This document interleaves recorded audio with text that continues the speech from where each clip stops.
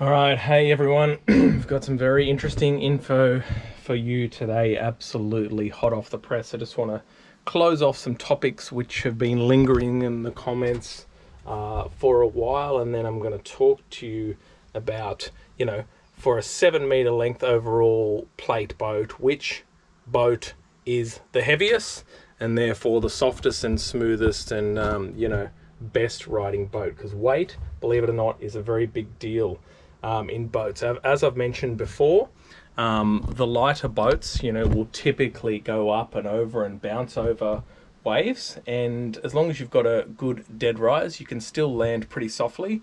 But the bottom line is you're spending a lot of time exiting and entering the water, where a good, heavy, very heavy hull will spend its time in the water, and you do have to drive them a little bit differently. But because you're in the water, your movements are far less exaggerated, so instead of doing this, you're doing this type thing. So hull weight, along with other factors, is absolutely massive. In fact, it is one of the biggest factors in how a boat handles. If you've got two boats that are the same construction type, roughly the same length, same width, same dead rise, and one is heavier than the other, the boat with the more weight absolutely wins every single time, hands down, and they cannot be compared. But anyway, firstly, I want to talk to all the people that have been carrying on in the comments. It's quite funny about the deck size of this boat, saying, oh, it's so tiny, there's no fishing room and all that sort of stuff. Well, firstly, let's have a look. The deck size of a boat is the entire deck. The seat boxes that sit on top of the deck don't make the deck smaller, because the reality is everything you lose in deck size, you gain in storage. Okay, so you've got an enormous esky under there, and you've got an enormous amount of storage in there, plus you've got the seats. The real deck size is the actual usable deck space all the way along the floor and all the way along the back. So a lot of people have been carrying on saying, oh, the Surtees Gamefish has got so much more room than this boat. So I want to test that theory. Now, I'll do some measurements while we're online here, and just stick with me. I'm going to do it once again, and then I'm going to compare it to the measurements of the Gamefisher, so there's absolutely no BS. So the total length of this deck to level with the transom wall, the live bait rear wall there, not going underneath where you can do toes under, is exactly, it's about 2.92 meters, okay? Now I've got some measurements which I'm just going to say out loud as we go through this. Okay, so a Surtees 700 Gamefisher with a 1.7 meter bunk, so 30 centimeter shorter bunks, is 3.26. All right, now if we go across the top here, just internally, just to make the measurements absolutely fair, so I've got some measurements from a Surtees. We have 1.76 meters, and the Surtees in the same measurement is 1.665 meters. All right, but like I said, that Surtees, by the way, they have shorter bunks, so that boat has 1.7 meter bunks, and this boat has 2 meter bunks, right? So I'm going to do some calculations. So basically, what have we got? So we've got, what did I say, 2.92 times 1.76, so not taking into consideration the bunks at all, that's 5.13 total meters in the back here. The Surtees total space in the back, 3.26, sorry, just bear with me a second, 3.26 times 1.665, 5.4 meters. So you got 5.4 meters in the Gamefisher, right? But you've got 5.1 meters here in this boat. But that's not including the fact that this boat has longer bunks, and a bigger cabin. So if you were to add that 30 centimeters to the back of this boat, if it had the equivalent of 1.7 meter bunks, let's do that calculation. So it'd be 2.92 plus 30 centimeters, 3.22 times 1.76. So you would have a deck space, if this had the equivalent size bunks as that Game Fisher, of 5.66 meters. Okay, so this actually is a bigger deck, believe it or not, when you're comparing apples to apples.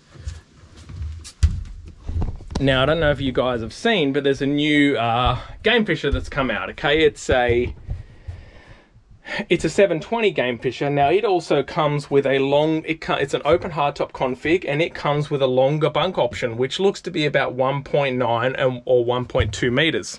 It has a seat box similar to these seat boxes, okay? Although I would say they're positioned a little bit further forward than these seat boxes. But in any case, if you look at the photos on the website, you can clearly see that there's only around 1.5 meters of actual fishing space behind that actual seat box. So I'm going to do a measurement here for you guys, just to cover this again. And this is not going all the way under, it's just level with the back there.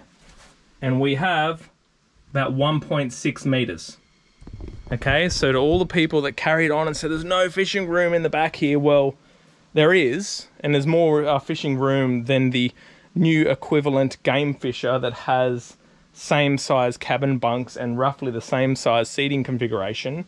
This boat has more deck space in terms of length and more deck space in terms of width. So, you know, a lot of people carry on, but you've got to make fair comparisons, okay? So a fair comparison is comparing this with another 7 meter boat that has 2 meter bunks. All right, let's move on. I want to show you guys some things today that I've never showed you before to explain some more points of difference on this hull, and ultimately we're trying to work out who is, or what boat is the 7 meter plate alloy heavyweight champion of 2025, okay? With all models that are currently out, including the new range of Game Fishers. But before I talk about hull weight specifically, obviously there are many factors that go into, you know, how a boat rides. It's the length of the hull, the width of the hull, the dead rise under the back, and the actual design of the hull. Now, one of the things about these Yellowfins are, I keep telling you, they're so stable underway and so much more stable than the competitors. And part of that reason is because of this. This boat has absolutely massive reverse chines, okay, that run, I don't know if the camera can pick it up, but they run the whole length of the boat. So it turns down from there, or not the whole length of the boat, but close to. I'm about, well, here's where we are, just to give you an idea. So we're right here, and those reverse chines basically end up here. We'll have another look from under here, from under the back, to make it more obvious.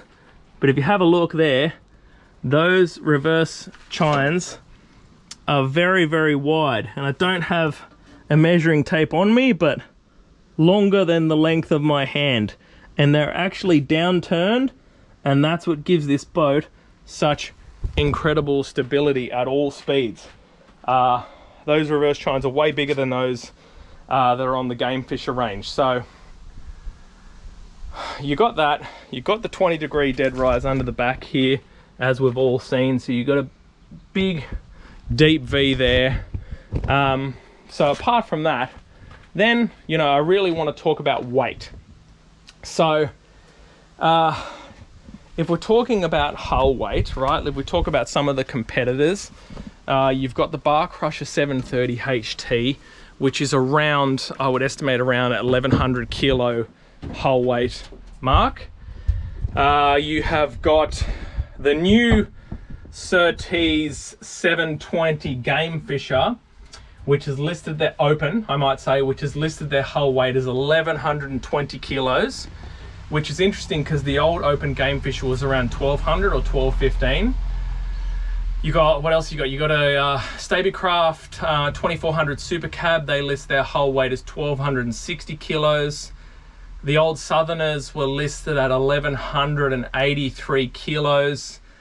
But then you had the boat that was heaviest in the segment was the actual Game Fisher 700 enclosed. So you got to think 1426 kilos advertised as. So you're looking 210 kilos more, okay, over the top of the open version. But the problem with that is that when you have a fully enclosed boat, you're adding a lot of weight up high here in the boat. So it's a lot of glass windows, glass doors, additional seats. All the weight is up high. So it may sound really good on paper. It may help you punch into chop a little bit more, but it adds a whole lot of instability because it has this pendulum effect. These sort of boats can't handle massive amount of weight up high. So the 1426 on the Game Fisher, as I've mentioned before, this boat's easily as soft riding, but substantially more stable. Okay, absolutely substantially at all speeds, except being stopped dead still. Now, what's interesting about that is that when I saw this boat advertised, okay, they had the hull weight quoted the exact same amount as the Southerner. And quite frankly, I refuse to believe it because I've seen how much extra material has gone into these boats to make them. All the additional strengthening under the floor, slightly bigger hardtop, all that sort of stuff. So I actually decided to challenge Yellowfin on their figures. And I said, hey guys, these figures don't quite add up. Can you please explain it to me? And I gave my logic and I gave my reasons. So Hunts Marine were nice enough to reach out to Yellowfin for me. And I can tell you now, this is absolutely brand new information. No one knows this. I refuse to believe that the hulls weighed 1183, okay? That is because they just handle so much better than the old Southerners. They genuinely do. And I know what a 1200 kilo hull feels like, a 1500, all that sort of stuff. So I went, nah, this is not on. Something doesn't feel quite right. So Hunts Marine went to Yellowfin on my behalf. They got a couple of these new extended cabs and they weighed them.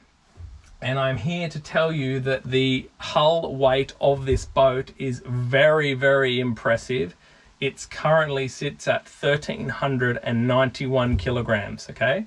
So that's absolutely massive. 1,391 kilograms versus 1,100 in the competitors. There is simply no competition, okay? When you've got boats that are virtually very similar, weight is king. That is why this boat destroys anything on the 7 meter plate alloy market. It has so much weight. Interestingly, the 7.6 meter 76, which is really a 7.5 meter boat, only weighs at 1431. So a lot of people keep asking me, oh, but does the bigger model handle so much better and all that sort of stuff? No, not really. Okay, you're gaining what, 40 kilograms? Space wise, you gain 50 centimeters in the back of the boat, not 50, not 60, 50 centimeters times less than 2 meters. So you're getting less than 1 additional square meter in the back of the boat. You're only getting 40 kilos more mass. You're getting a little bit more length. It's absolutely not a game changer, okay, is the reality. So look, 1391 is extremely interesting because that is a very heavy hull that doesn't have to rely on glass doors and glass windows up high, greatly impacting the stability. If you look at something like the old 750 Game Fishers that were 1590, well, take off those 200 odd kilos and the weight of that hull would actually be about the same as this boat, potentially even less. So it just shows you how impressive the hull weight of this boat is. So look, you've got the dead rise, you've got the width. Okay, this boat carries its width a long way forward. You've got those big chines that go 3/4, reverse chines 3/4 of the length of the boat. But you've got the weight. Okay, so the unfortunate reality is that this boat is the best 7 meter plate boat on the market, in my honest opinion, based on these stats and these facts. The 76, which is 7.5 meters, the best 7.5 meter plate boat on the market. And that just leaves the brands to fight out the other categories. So when you go smaller than these boats in the 5 mil class, is hyper competitive, okay? They're all good. Bar Crusher, Extreme, Surtees, Stabicraft. So I really do believe these two boats are pretty much untouched in 2025. There is nothing quite like them. You show me a plate boat at 7 meter length overall with a 20-degree dead rise that has a hull weight of 1,391 kilos. Amazing. But look, having said that, you know, in other classes as well, so I've said hyper competitive under the 7 meter. If you go above 7.5 meters, you've got Surtees in a class of their own. The new 770 and the new 800, absolutely incredible. Massive hull weight, massive specs. There's nothing actually that comes close to them. So look, that's the new information that I have found out, and that to me makes a lot of sense because, you know, I'm not sure it was in one of my first videos, but when I first got on the very boat, Peter and I looked at each other, and the first words Peter said to me, he goes, "Holy crap, this thing handles like the old Caribbean 23. This is unbelievable the way it pushes through the water and it doesn't bounce over, chop and slop and whatever. It literally owns the water." You know, that is why I've been saying these boats, honestly, well, they're bigger and heavier than a Haynes 675, okay, and drier. They throw up less water. They're more stable. They ride better.